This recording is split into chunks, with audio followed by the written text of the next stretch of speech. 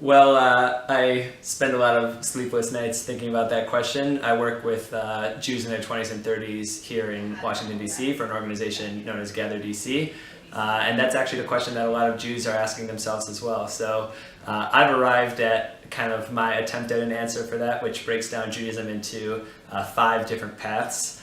Before I briefly explain each of those, I'll say that I think for a lot of people, being born Jewish or kind of inheriting this identity is something that is associated with a lot of guilt, a lot of like, I should be doing this, or this is just what we do. And so the reason I developed these 5 paths is because I think to answer the question, why be Jewish, you have to give a compelling reason. And I think we're kind of desperate for that answer these days. So my 5 paths are spirituality, wisdom, ethics, community, and culture. And I think these are 5 different ways of thinking about Judaism. Obviously, some of those paths intersect, but I believe that each one individually can be kind of like a path that people can go down. So to briefly explain each one, wisdom sees Judaism as a source of wisdom for how to be in the world, how to live in the world, a way to navigate just what it means to be human. So why be Jewish there is basically because Judaism can help you live the most fulfilling life that you can live. Ethics is a path that says Judaism is actually a moral demand on us. It makes moral demands on us.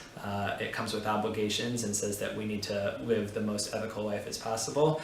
There's obviously other ethical paths out there, but Judaism is one that's been around for a while. So that's the second path. The third is spirituality. Judaism is a source of spirituality in the world. There's obviously other spiritual paths, but Judaism has different ways of thinking about God, of transcendence, of kind of connecting to the divine, and it's beyond what you maybe learned in Hebrew school, which is sky God throwing lightning down. The fourth path is community. This was maybe one of the more radical paths. It says that Judaism is actually just an excuse for us to bond in smaller groups. Wherever you go, you can kind of connect to someone who's Jewish or a Jewish community, and the question there is, what does it really mean to develop a rich, meaningful Jewish community that actually cares about each other and isn't just an amalgamation of random human beings? And the fifth and final path is one of culture.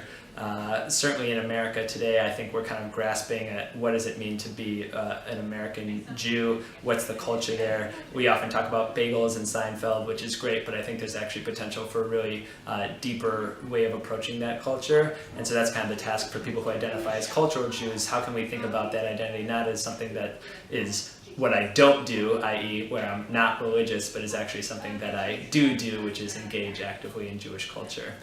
Those are my 5 paths. I try to connect to all 5 of those. I find them to be compelling, and hopefully that framework is helpful for everyone here.